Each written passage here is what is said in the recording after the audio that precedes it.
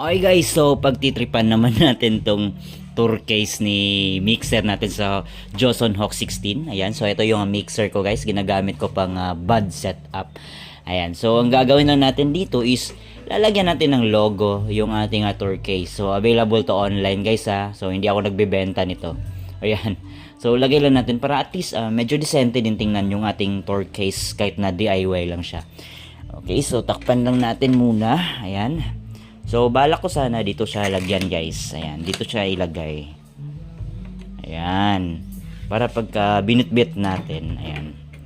So, ito yung makita. Kasi pangit naman kung sa center natin lagay guys, no? Or kahit dito, pangit din. So, para mas siya, elegant tingnan. So, sa gilid na lang.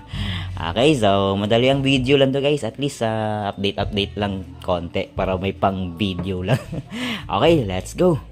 Okay guys, so ito yung gagamitin natin na screw. Ayan. Pasensya na sa kamay ko guys, marumi kasi may na-repair ako ngayon.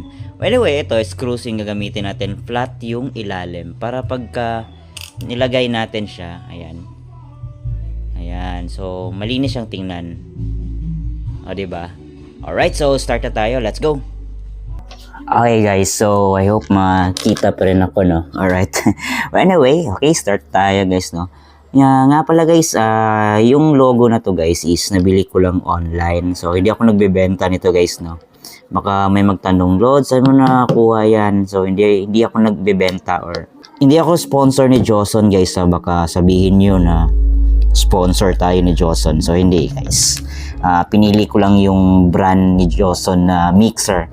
Kasi 16 channel siya, at the same time, nagustuhan ko yung effects niya at saka yung komportable akong gamitin siya sa event. Ayan.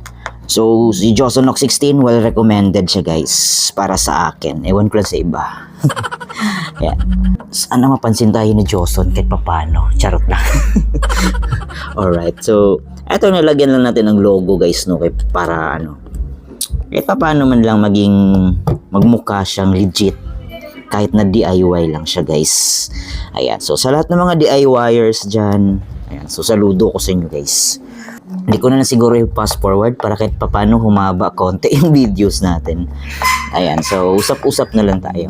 And guys, so sa mga may request dyan kung ano yung gusto nyong i-topic natin, sound check ba, or ayan, available naman yung mga gamit natin na pang or tutorials, ayun, kung baka meron na yung gustong paturo.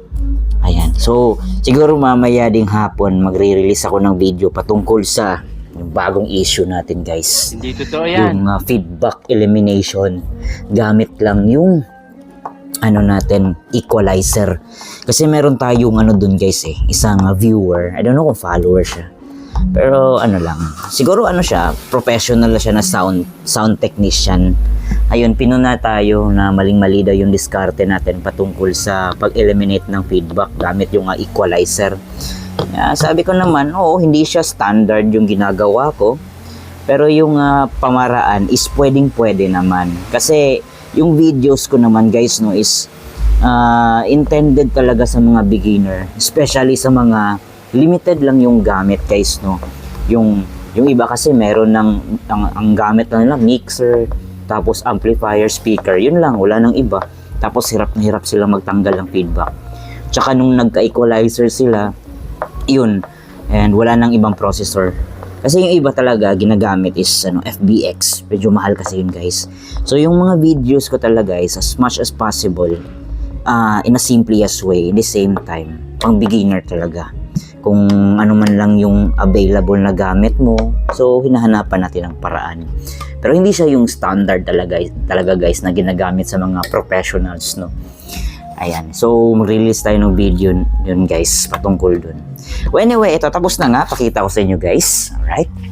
Alright, o diba, mas decente na siyang tingnan guys. Meron na siyang Joson, ayan, audio products. So, diba, so mas decente na tingnan yung ating tour case guys, no.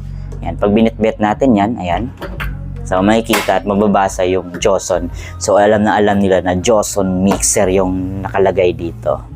Alright, so yun lang. Medyo humaba na yung videos natin. Alright.